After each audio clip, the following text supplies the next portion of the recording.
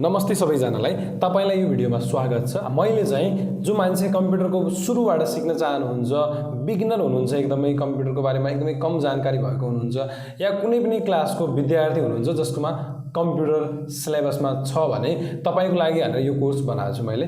यसको नाम रहेको छ कम्प्युटर बेसिक्स भनेर। सबभन्दा बेसिक टर्महरु कम्प्युटरको बारेमा र हामी सामान्य भन्दा सामान्य जानकारीलाई जान्ने प्रयास गर्नेछौं यो सिरिजमा।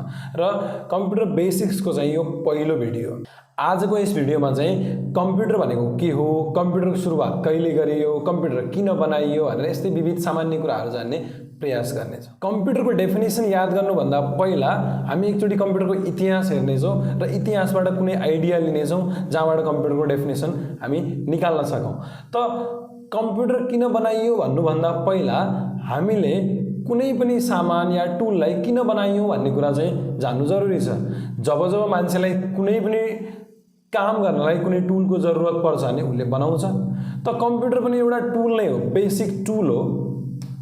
जस्तै हाम्रो आफ्नै इतिहासको कुरा गर्ने भने हामी पहिला जंगलमा बस्थ्यौं रे, हाम्रो पुर्खा। त जंगलमा चाहिँ जंगली जनावरबाट सुरक्षा होस् भन्नलाई र हन्टिङको लागि भनेर हामीले भाला बनाएका थियौं जंगलमा।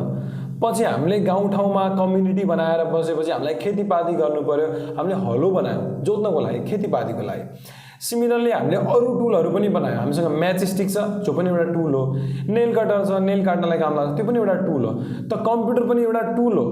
तर यो सबै अरु टुलहरुले चाहिँ हाम्रो फिजिकल काम गर्न मद्दत गर्छन्। कम्प्युटरले चाहिँ हाम्रो जो मेन्टल काम हुन्छ, दिमाग लगाउनु पर्ने काम, गणितीय कामहरु यस्तो कामहरुमा मद्दत गर्छ। त कम्प्युटर सुरु गर्नुभन्दा पहिला चाहिँ अरु डिभाइसहरु नै बनेका थिए जसले चाहिँ अरु सामान्य काम गर्थे। के थियो त त्यो सामान्य काम भने पहिला चाहिँ सबभन्दा पहिला कम्प्युटर सुरु गर्नुको कारण चाहिँ थियो काउन्टिङ भनेर। काउन्टिङको समस्या थियो। पहिला त नम्बर सिस्टम आउनु भन्दा पहिला नै मान्छेले गन्ने कसरी गर्थ्यो भन्ने मैले एउटा कहानी सुनाएको थिएँ। यस्तो हुन्थ्यो, मान्छेले स्टिक या स्टोनहरु हुन्थ्यो, ढुङ्गाहरुलाई कलेक्ट गर्थ्यो रे। जतिकै ढुङ्गा छ मसँग त्यतिकै अरु सामान छ भने कम्पेयर गर्ने। फर एक्जाम्पल कसैले भेडा पाल्छ भने उसँग कति भेडा छन् उलाई थाहा नै छैन, उले एक ठाउँमा ढुङ्गा राखेको हुन्थ्यो रे। जतिकै ढुङ्गा मसँग छन् त्यतिकै भेडा पनि छन् भनेर उले रियलाइज गर्थे। त पछि चाहिँ बिस्तारै डेसिमल नम्बरहरु आएपछि, डेसिमल नम्बर भनेको चाहिँ जो हाम्रो 0 देखि 9 सम्म छन्, 0 1 2 भन्दै 9 सम्म, यो डेसिमल नम्बर आएपछि चाहिँ काउन्टिङ डिभाइसहरु बनाइए। काउन्टिङ डिभाइस जस्तै अबाकस एउटा काउन्टिङ डिभाइस थियो, गन्नमा मद्दत गरे। त्यसपछि बिस्तारै गन्ने प्रब्लम सल्भ भएपछि अब अर्को प्रब्लम आयो गणितको, क्याल्कुलेसन। हामीलाई जोड घटाउ गुणा भाग यस्तो पनि काम गर्नु थियो। त दोस्रो प्रब्लम आयो क्याल्कुलेसन, क्याल्कुलेटिङको प्रब्लम। त्यही भएर मान्छेले अब गन्ने मात्रै नभएर अलिकति जोड घटाउ गुणा भाग गर्ने खालको मसिनहरु बनाए। जस्तै अबाकसमा पनि जोड घटाउ गर्न सकिन्थ्यो। डिफरेन्ट भेराइटीहरु छ अबाकसको, हामी पछि पढ्ने छौं नेक्स्ट लेक्चरमा हिस्ट्री पढ्दाखेरि। Napier's bone, slide rule, Pascaline यस्तो डिभाइसहरु आए जसले क्याल्कुलेटरको काम गर्थ्यो। त क्याल्कुलेटरहरु बनिसकेपछि चाहिँ बिस्तारै अनि चाहिँ आयो कम्प्युटिङको समस्या।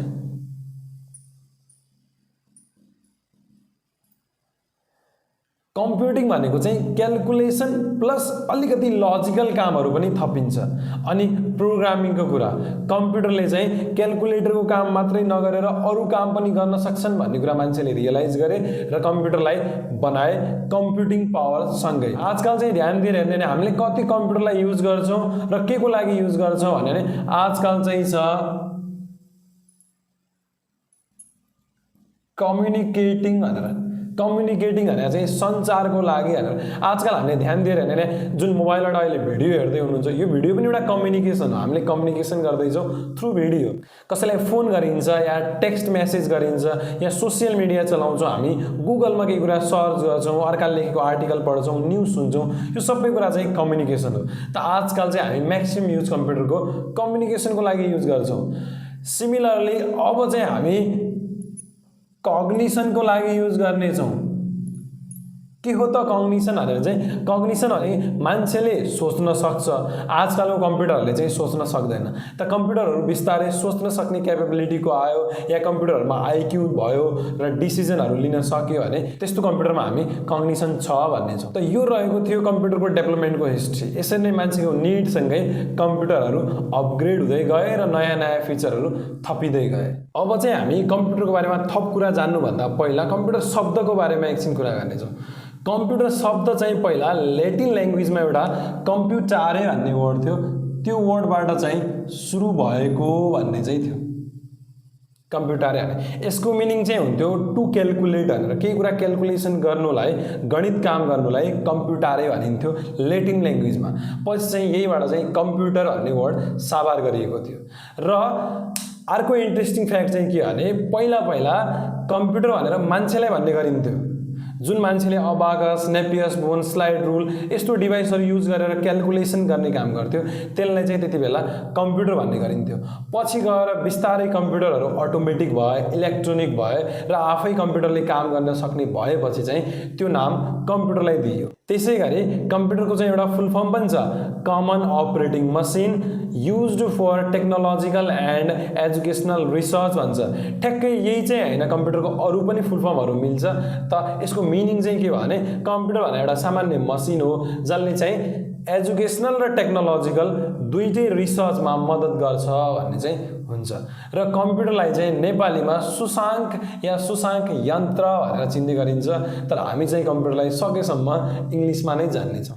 अब चाहिँ एकछिन हामी कम्प्युटर भने हामीले बुझ्छौँ के भन्ने बारेमा छलफल गर्नेछौँ। जसरी कसैले कम्प्युटर भने हाम्रो दिमागमा चाहिँ चित्र योवाला भन्छ, डेस्कटप कम्प्युटर भन्छ यसलाई। मोनिटर, सिपियु, किबोर्ड र सकेसम्म एउटा माउस, यस्तो चित्र चाहिँ बन्छ मान्छेको दिमागमा। मेरो पनि यही बन्थ्यो पहिला चाहिँ। तर कम्प्युटर चाहिँ जनरली जो सिपियु हुन्छ, ब्रेन अफ द कम्प्युटर भन्छ, त्यसमा प्रोसेसर, मेमोरी, स्टोरेज डिभाइसहरू हुन्छ, त्यसलाई कम्प्युटर भन्ने गरिन्छ। किनकि जो भिडियो अहिले हेर्दै हुनुहुन्छ तपाईँ त्यो चाहिँ यस्तो कम्प्युटरबाट आएको हो, सर्भर कम्प्युटर भन्छ यसलाई या सुपर कम्प्युटर। त यिनीहरू पनि कम्प्युटर हुन् जसमा मोनिटर हुँदैन, किबोर्ड पनि हुँदैन। त जनरली सिपियुलाई कम्प्युटर भनेर चिनिन्छ। तर एउटा कम्प्युटर सिस्टम तयार हुनलाई चाहिँ हामीलाई इनपुट, आउटपुट अनि प्रोसेसिङ र स्टोरेज सबै डिभाइसहरू चाहिने हुनाले हामी इनपुटको लागि जनरली किबोर्ड, अनि ग्राफिकल इनपुट छ भने माउस, अनि मोनिटर चाहिन्छ आउटपुटको लागि, र हामी सिपियु यसरी चाहिँ बुझ्छौँ। तर कसैलाई आउटपुटको लागि प्रिन्टर चाहियो भने प्रिन्टर जोडिदिन्छ, गेम खेल्नु छ भने जोयस्टिक लगाइदिन्छ, या अरू कुनै डिभाइसहरू कनेक्ट गर्न छ भने त्यो पनि गर्न मिल्छ। तर सामान्यतया कम्प्युटर भने नि सिपियु बुझिन्छ। र आजकल चाहिँ कम्प्युटरको भेराइटी एकदमै धेरै छ, डिफ्रेन्ट टाइप्स अफ कम्प्युटर छ। ल्यापटप छ, कम्प्युटर, डेस्कटप कम्प्युटर हुन्छ, यस्तो गेमिङ टाइपको कम्प्युटर देख्नु भएको छ होला, मोबाइल कम्प्युटर हो, वाच हुन्छ, डिजिटल वाच जो हातमा लाउन मिल्छ, स्मार्ट वाच, त्यसलाई कम्प्युटर भन्छ। आजकल चाहिँ के हुन्छ भने कुनै पनि डिभाइसमा यदि सिपियु छ, जनरली माइक्रो प्रोसेसर छ र त्यसले स्मार्टली काम गर्न सक्छ भने हामी त्यसलाई कम्प्युटर भन्नेछौँ। त मोडर्न कम्प्युटरको एकछिन डेफिनेसन हेर्ने भने modern computer is an electronic device which takes input, process it through the instruction and provides us meaningful output भन्छ, र it can store the information for future use yeah reference भन्छ। त्यसको भन्नुको meaning चाहिँ कुनै पनि मसिन जो electronic छ त्यसले युजर थ्रु इनपुट लिन सक्छ र युजरले भने अनुसार नै त्यसलाई प्रोसेस गरेर केही न केही मिनिङफुल जानकारी युजरलाई आउटपुट दिन सक्छ र त्यसलाई स्टोरेजमा राख्न पनि सक्छ भने आजकल चाहिँ हामी त्यसलाई मोडर्न कम्प्युटर भन्छौँ। तर मोडर्न कम्प्युटरको बारेमा डेफिनेसन, क्यारेक्टरिस्टिक जान्नुभन्दा पहिला हामी एकछिन हिस्ट्री कम्प्युटरको जान्नेछौँ र हिस्ट्रीसँगै कम्प्युटरको डेफिनेसनहरू रिफाइन हुनेछ र के एडभान्समेन्टहरू आए टेक्नोलोजीमा र के कुराहरू बिस्तारै थपिए त्यो कुरा जान्नेछौँ। आजको भिडियो चाहिँ यति नै थियो, अलिकति छोटो भिडियो है। नेक्स्ट भिडियोमा चाहिँ हामी कम्प्युटरको हिस्ट्री जान्नेछौँ। हिस्ट्रीलाई चाहिँ कम्प्युटरको जनरली 3टा भागमा डिभाइड गरिएको हुन्छ, मेकानिकल एरा, इलेक्ट्रोमेकानिकल एरा र इलेक्ट्रोनिक एरा भनेर यसरी डिभाइड गरिएको हुन्छ। 3टा युग भनेर, एरालाई युग भनिन्छ, त्यो चाहिँ हामी अर्को भिडियोमा हेर्नेछौँ। आजको भिडियो चाहिँ यति नै थियो। आई होप तपाईले कम्प्युटरको बारेमा केही न केही सामान्य जानकारी प्राप्त गर्नुभयो होला। यदि त्यस्तो हो भने चाहिँ भिडियोलाई लाइक गर्नु होला र भिडियोलाई आफ्नो सोशल मिडिया प्रोफाइलहरुमा चाहिँ शेयर गर्नु होला, ताकि तपाईको साथीहरु जसलाई जरुरत छ उनले पनि केही न केही कुरा सिक्न सकोस् भनेर। र च्यानललाई सब्स्क्राइब गर्नु होला। यो प्लेलिस्टमा चाहिँ बेसिक कम्प्युटरको भिडियोहरु थपिँदै जानेछ। आजको भिडियो चाहिँ यति नै थियो। धन्यवाद।